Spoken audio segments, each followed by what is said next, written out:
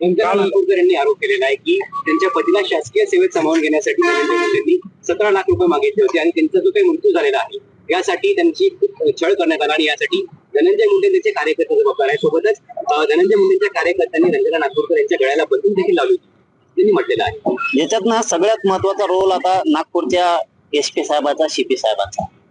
त्यांनी तातडीनं त्याच्यावरती गुन्हे दाखल करून चौकशीला सगळ्याला ताब्यात घेतलं पाहिजे. धनंजय मुंडे सगळेच.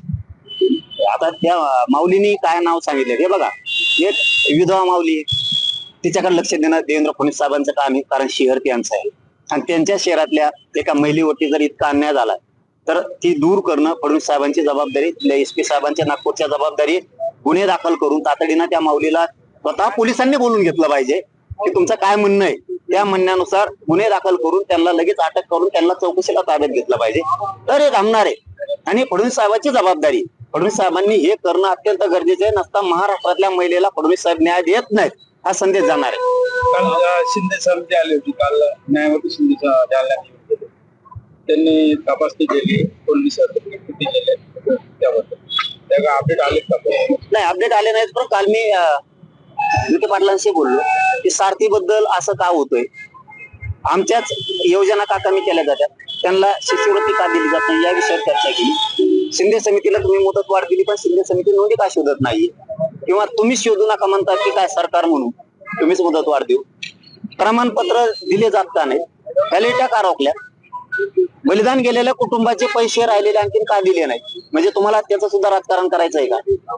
मेलेल्या बलिदान गेलेल्या आमच्या बांधवांबद्दल की सहानुभूती तुम्हाला नाहीये का? अण्णासाहेब पाटलांचं आर्थिक विकास महामंडळ हे पूर्ण बंद पाडण्याच्या तयारीत आले, का निधी देत नाही तुम्ही, का परतावी देत नाही, LOI का सुरू करत नाहीत, याच्यावरती काल चर्चा केली. तुम्ही केसेस मागे घेऊ म्हणून 1 वर्ष झालं का घेत नाहीये.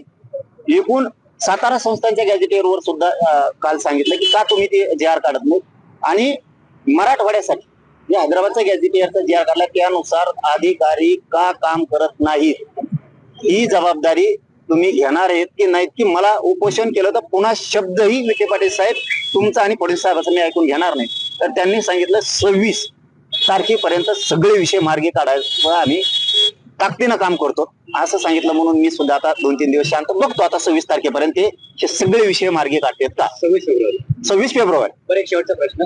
सुनीत्रा पवार यांची बीडचे पालकमंत्रीपदी वरी लागली, काय अपेक्षा कशा प्रकारे तुम्ही काम करावं असं वाटतं? आता त्या ताई नवीन आहे, ते प्रचंड दुःखात आहे, त्यांच्यावरती दुःखाचा डोंगर कोसळला. एक चांगला काम करणारा शेवटी दादा माणूस गेला, ते पण चांगलं काम करतील, आपण कल्पनाही करणार नाही. लोकांना काय वाटतंय माहित नाही, परंतु आम्हाला तरी असं वाटतंय ते खरं व्हावं, आमची ही शंका ठरू नये. कल्पना सुद्धा करणार नाहीत. इतकं चांगलं आणि ताकदीनं काम त्या करू शकतील. बीड आणि राज्यभरासाठी पण सगळीकडे चांगलं काम करते असं अपेक्षा आहे आणि वाटतंय, पण ते आपण कल्पनाही करणार नाही. आता वाटत असेल महिला आहे काय करेल व कसं होईल, दोन्हीकडचा अनुभव आहे, सासरकडचा माहेरकडचा.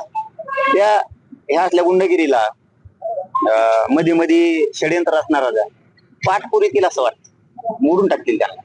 चल, धन्यवाद.